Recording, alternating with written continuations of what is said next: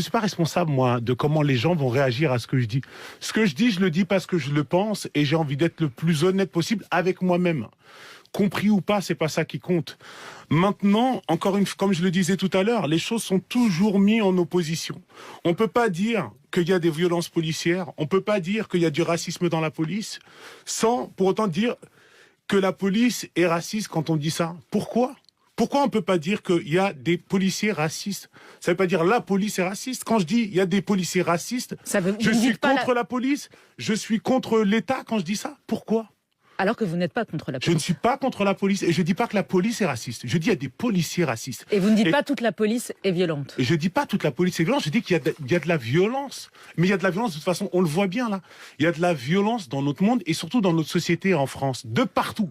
Tous les jours, on voit une atrocité qui se fait. Quand je vois des policiers tués, vous pensez que ça me fait plaisir ? Vous pensez que parce que je dis qu'il y a quelque chose à éclaircir autour de l'affaire Adama Traoré, que je vois un policier se faire tuer, je vais être content ? C'est de la folie de même penser ça, en fait. Et même que vous deviez l'éclaircir ce matin, tellement que même ça n'a pas été compris. Mais où, merci, pourquoi il dit rien quand machin se fait tuer ? C'est-à-dire que vous pensez que c'est moi que je danse des danses cheloues africaines quand un policier se fait tuer ? Non mais, on est où ? Je suis juste en train de dire, justement, il n'y a qu'un seul truc qui m'importe, c'est la justice.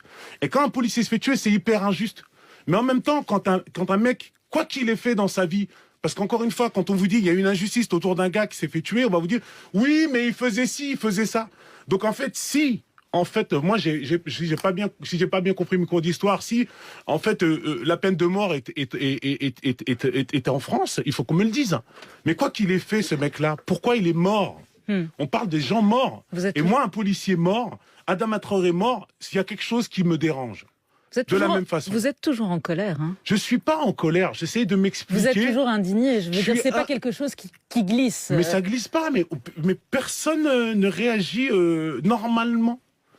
C'est-à-dire que oui, c'est une injustice, on parle d'injustice, et moi, ce qui m'importe, c'est la justice. Et justement, quand vous parlez d'Idesnek, du chauvinisme et de la fierté d'être français, ce que j'ai appris avec la France et ce que je porte avec la France, c'est cette notion de justice et cette facilité à m'indigner quand les choses sont injustes.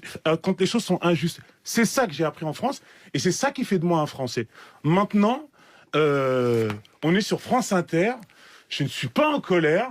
Il est juste 8h du matin et j'ai dormi 4 heures. Mais c'est tout. On va retenir ça. Être français, c'est garder la capacité de s'indigner.